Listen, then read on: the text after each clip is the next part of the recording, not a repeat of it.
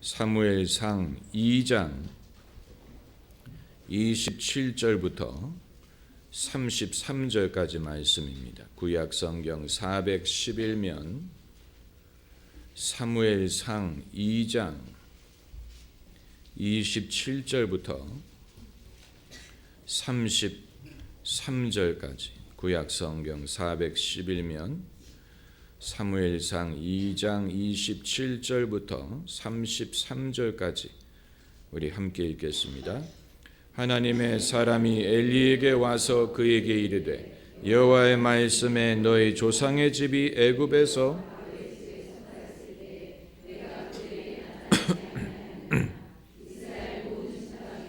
내가 그를 택하여 나의 제사 내 앞에서 에봇을 입게 하지 아니하였느냐. 이스라엘 자손에 드리는 모든 화제를 내가 내 조상의 집에 주지 아니하였느냐. 너희는 어찌하여 내가 나의 처소에서 명한 나의 제물과 예물을 밟으며 내 백성 이스라엘에 드리는 가장 좋은 것으로 스스로 살찌게 하느냐. 그러므로 이스라엘 하나님 나 여호와가 말하노라.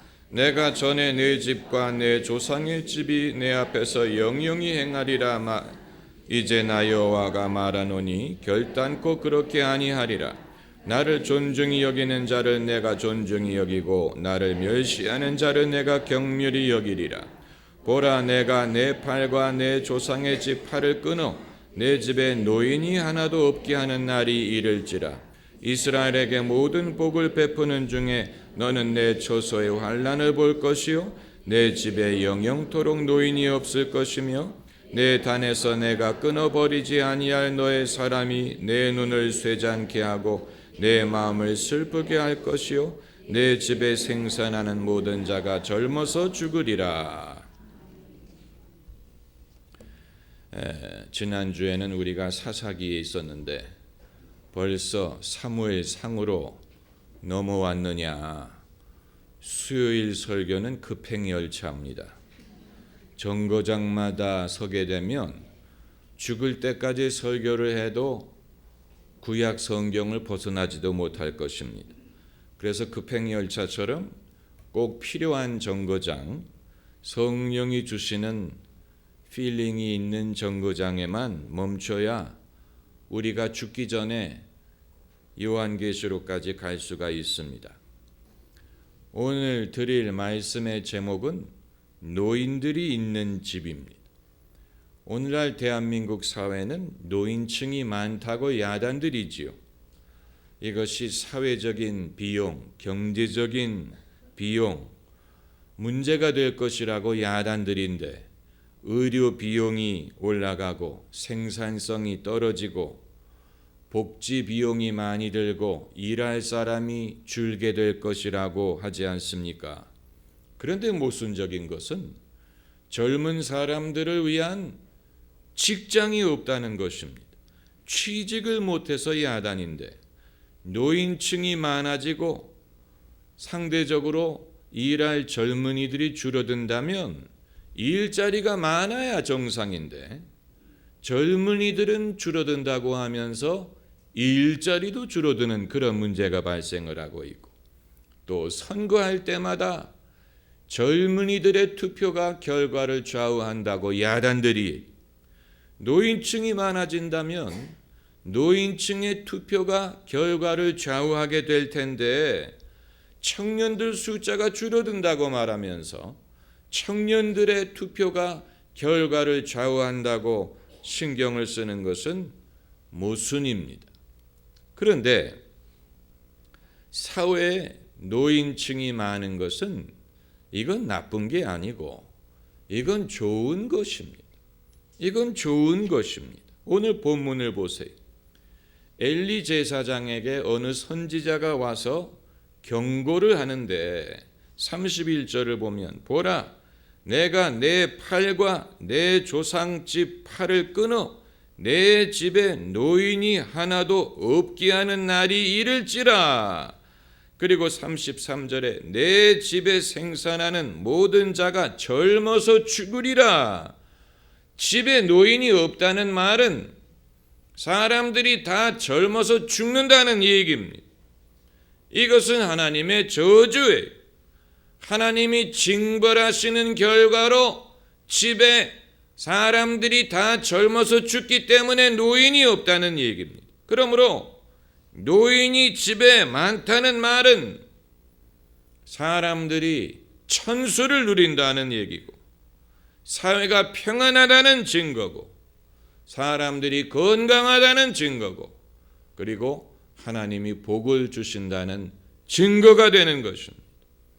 노인이 많다고 말할 때 많은 사람들이 그것을 부정적인 것이라고 생각하는데, 그건 옳은 것이 아니고 노인이 많은 것이 좋은 것입니다. 첫째로 집안에 노인들이 많아야 됩니다. 어르신들이 계셔야 된다는 얘기입니다. 양쪽, 아빠 쪽의 할아버지 할머니와 엄마 쪽의 할아버지 할머니가 생존해 계시는 자녀가 복이 많은 것입니다. 저는 친할아버지도 그렇고 외할아버지도 그렇고 태어나기 전에 돌아가셨기 때문에 할아버지를 뵌 적이 없고 어느 누구도 할아버지라고 불러본 적이 없습니다. 그것은 좋은 게 아니에요. 그건 당신들이 장수하지 못한 것이고 손자와 만날 기회를 얻지 못한 것입니다. 곽선희 목사님은 설교하실 때 당신의 아버님 얘기는 거의 안 하시는데 할아버지에 대해서 자주 말씀하십니다.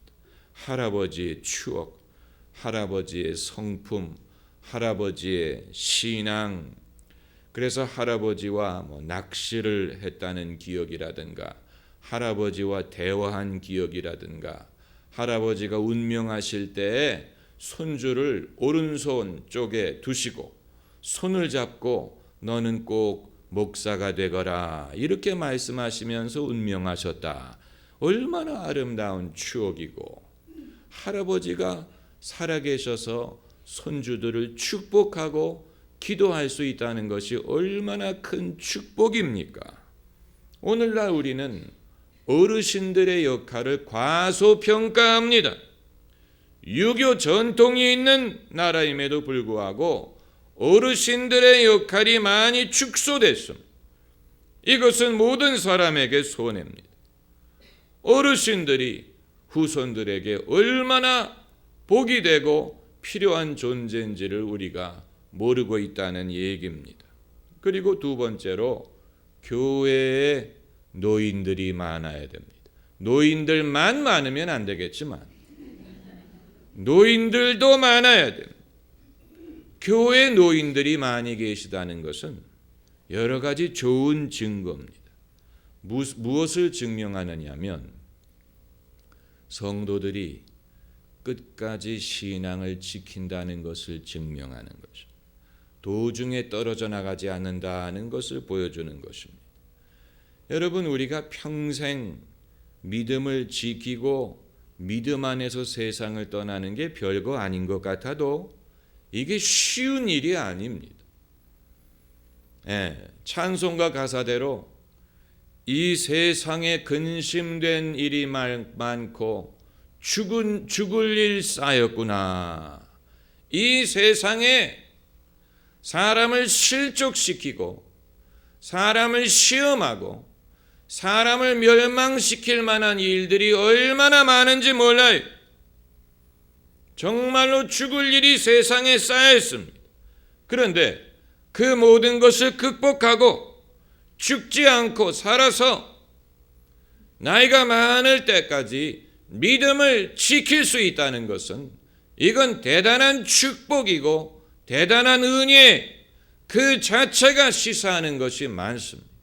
그 자체가 믿음의 승리를 보여주는 것이고 인생의 승리를 보여주는 것이고 하나님의 신실함을 보여주는 것이고 하나님이 시작하신 것을 이루신다는 것을 보여주는 것입니다. 그것을 우리가 가볍게 볼 일이 아닙니다. 그리고 이제 세 번째로 나라에 노인들이 많아야 됩니다. 나라에 노인들이 많다는 것은 그만큼 나라가 평안하다는 증거입니다. 그게 아니고 전쟁이 많고 난리가 많은 나라는 남자들이 없고 노인들이 없어요. 왜 그렇습니까? 젊어서 다 죽기 때문에 그렇습니다. 남자가 젊어서 다 죽어버려. 1차 세계대전이 일어났을 때 영국, 프랑스, 독일의 젊은 남자들이 하도 많이 죽어서 하루에 몇만 명씩 죽어나가는 날도 있었습니다. 그래서 나이 17세에서 25세의 젊은이들이 비었어요. 그 나라에 17세에서 25세의 남자들이 사라져버리는 그런 일도 발생했습니다. 그래서 대학교마다 대학을 재학하다가 전쟁에 나가서 죽은 학생들의 이름을 비석에다가 지금도 새겨놓고 있습니다. 왜냐하면 그 세대에 엄청나게 많은 수가 희생을 당했기 때문에. 이런 난리가 일어나면 노인들의 숫자가 줄어듭니다. 남자들 찾기가 어렵습니다. 영화 대부 1편을 보면 알파치노가 미국을 피해서 그 아버지의 고향인 시칠리아에 숨지 않습니까? 그래서 그가 대낮에 동네를 산책을 하는데 대낮에 동네가 텅텅 비었어요. 사람 보기가 어려워요.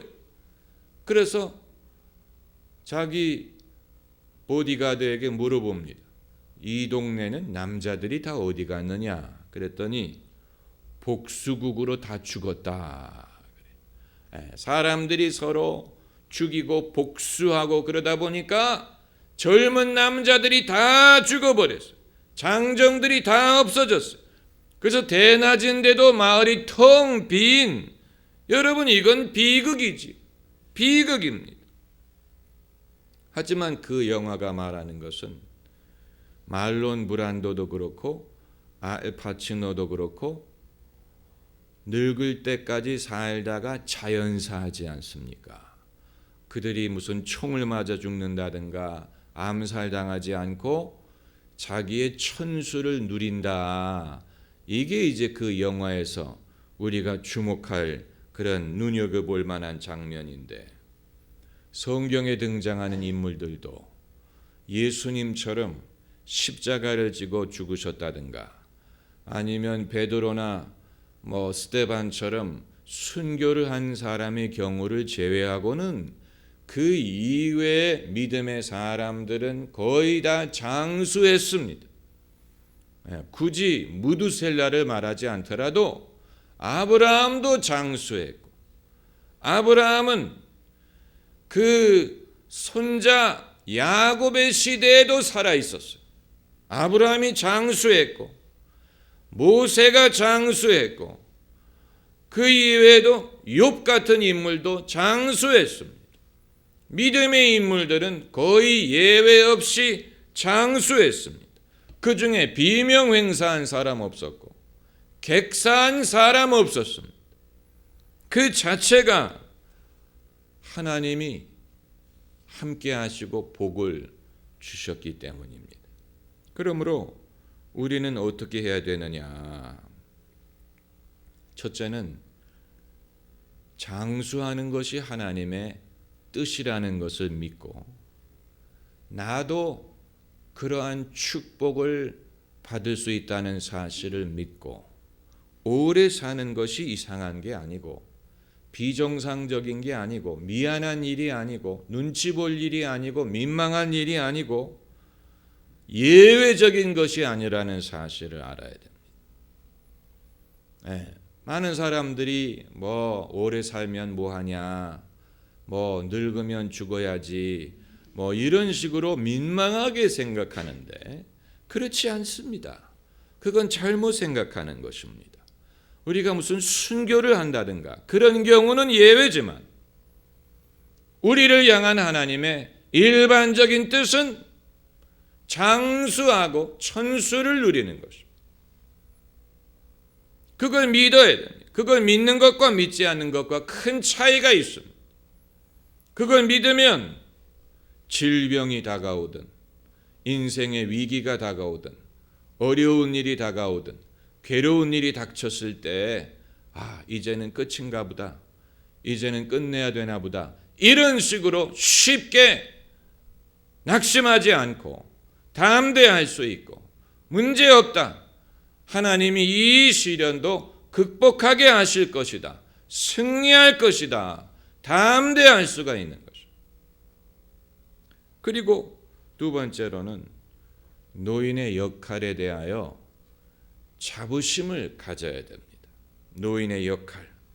노인의 역할에 대한 자부심을 젊은이가 가져줄 것을 기대할 수 없습니다. 그건 우리 자신이 가져야 됩니다. 그렇다고 여러분이 늙으셨다는 얘기는 아니지만 앞으로를 대비하실 때 이건 나이 든 사람이든 젊은 사람이든 남자든 여자든 모든 사람이 마찬가지. 집에서도 그렇고 사회에서도 그렇고 교회에서도 그렇습니다. 내 역할에 대한 자부심을 내가 갖지 않으면 다른 사람이 그것을 대신 가져줄 수 없습니다. 내가 교회에서 무슨 봉사를 할 수 있을까? 내가 할 수 있는 일이 뭐가 있을까? 내가 빠져도 별로 차이가 없을 거야. 내가 기여할 수 있는 일은 별로 없을 거야. 이렇게 생각하는 사람에 대해서 누가 대신 그의 역할에 대한 믿음을 가져줄 수 있는 게 아니에요. 본인이 그 자부심을 가져야 됩니다. 하나님이 내게 은혜를 주셨고 하나님이 내게 좋은 것을 주셨고 내가 은과 금은 아닐지라도 내게 있는 것으로 남에게 줄 수 있는 것이 있다. 이런 자부심은 내가 먼저 가져야 됩니다. 그러면 남들이 그것을 인정할 수 있습니다. 그게 아니고 내 자신이 이러한 자부심이 없으면 남들도 우리가 눈치 보는 것, 우리가 두려워하는 것, 자신 없어 하는 것을 남들도 느끼기 때문에 남들도 우리를 그런 면으로 인정하지 않습니다. 내가 먼저 자부심을 가져야 됩니다. 자부심이라고 하면 어폐가 있을 수 있지만 믿음이, 담대함, 하나님이 내게 달란트를 주셨고 하나님이 내게 사명을 주셨고 내게 할 일이 있고 내가 뭔가 기여할 것이 있다. 내가 가진 것을 사람들이 필요로 한다. 남들에게 유익이 될 만한 것을 내가 갖고 있다. 이런 자부심을 가져야 됩니다. 그걸 물론 경험을 해야 되겠죠. 하나님이 이런 식으로 나를 통해서 사람들에게 복을 주시는구나 하는 것을 경험을 해봐야 되겠지만 그건 믿음대로 되리라고 하셨기 때문에 우리가 조금만 주님께 헌신을 하고 주님을 섬기고자 하면 얼마든지 경험할 수 있습니다.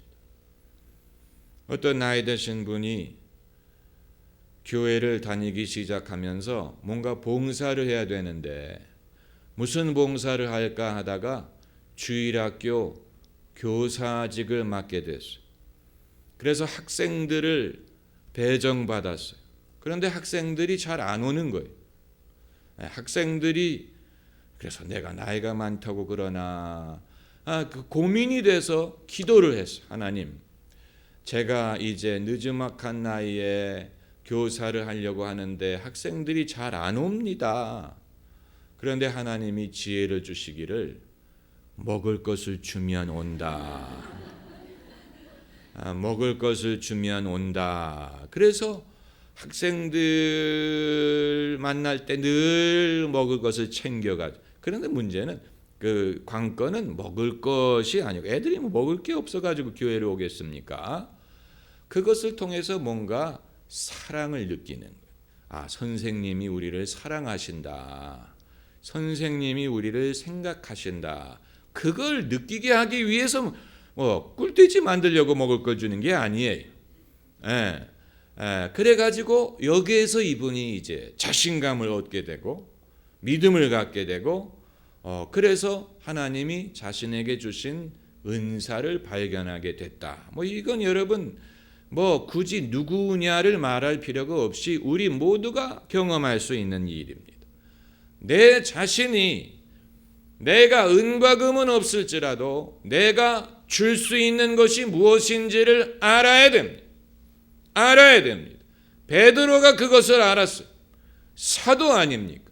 사도 같은 사람도 그냥 나는 사도니까 이렇게 막연하게 생각하는 게 아니고 하나님이 내게 무엇을 주셨고 내가 무엇을 갖고 있고 내가 무엇을 할 수 있고 내가 이것만큼은 남들에게 도움을 줄 수 있고 축복이 될 수 있다는 자신감이 있기 때문에 사람들이 그에게 은과 금을 요구했을 때 그건 내가 없지만 내게 있는 것을 너에게 주노니 나사렛 예수의 이름으로 일어서라. 은과 금보다 더 그 사람에게 필요한 것을 제공할 수가 있었다는 얘기입니다. 이건 내가 믿음을 가져야지요. 내게 믿음이 없는 상황에서 남들이 어떻게 그것을 알아주겠지 그렇게 되는 게 아닙니다. 내가 믿음이 있으면 남들도 그것을 느끼고 인정합니다. 목회자의 소명이 있다고 당사자가 믿어야지. 당사자도 거기에 대한 확신이 없는데 성도들이 그것을 믿어줄 것 같습니까? 천만의 말씀이. 목회자 자신이 하나님이 나를 부르셨다. 하나님은 나와 함께 하신다. 하나님이 나를 통해 역사하신다라는 것을 믿어야 그 믿음이 능력이 되고 성도들이 그것을 경험하고 그리고 성도들이 그것을 인정해 주는 것이지.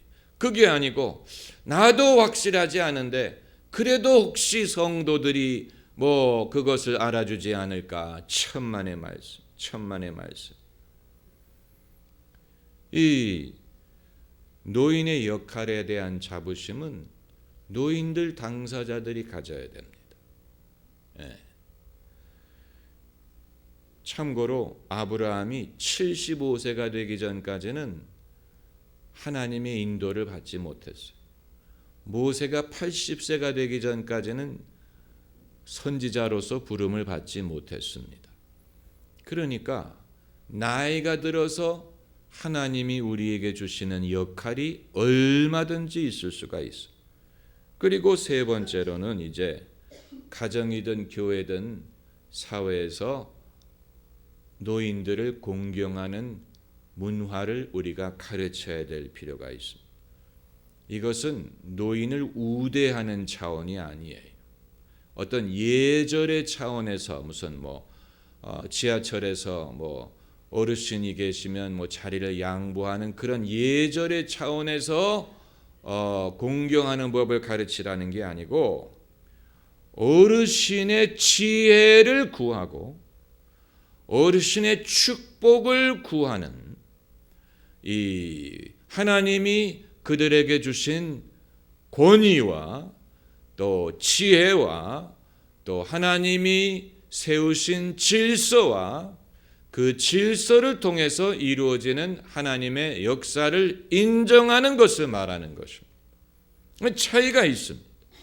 야곱의 아들들이 야곱이 나이가 많이 들었을 때 그 아들들이 아버지 앞에 무릎을 꿇고 아버지가 일일이 머리에 안수하고 축복하는 것을 받아들인 것을 우리가 상상을 해봐야 됩니다.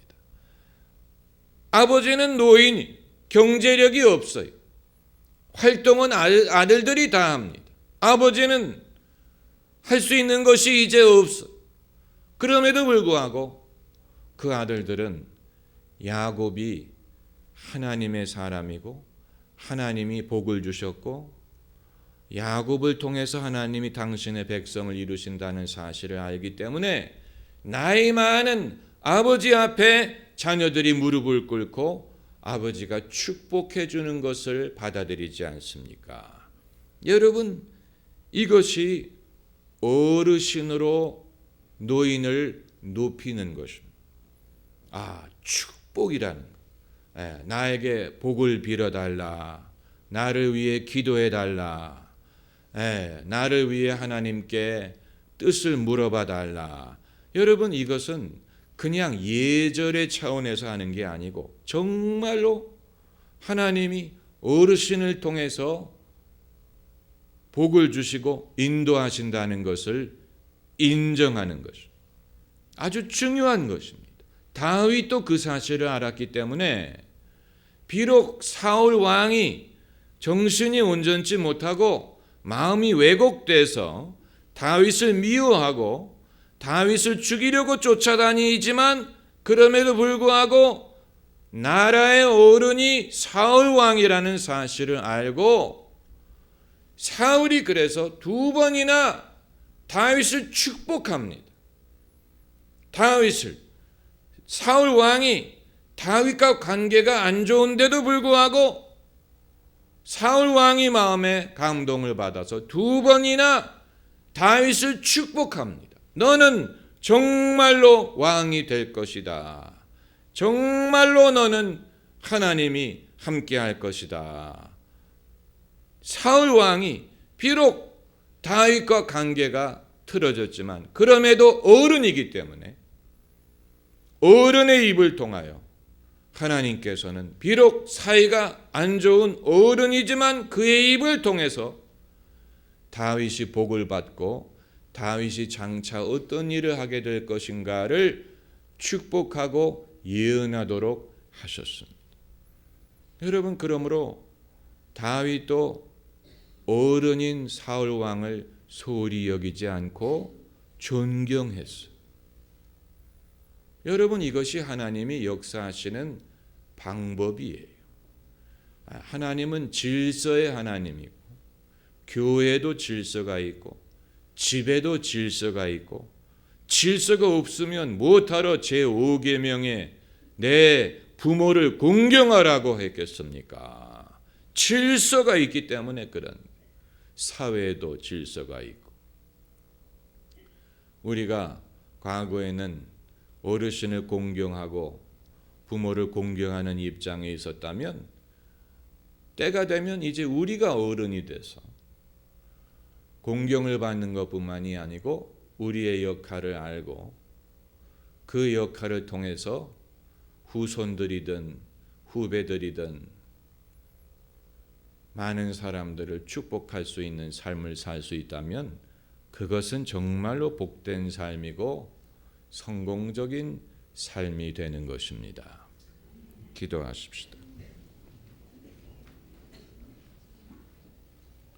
할렐루야.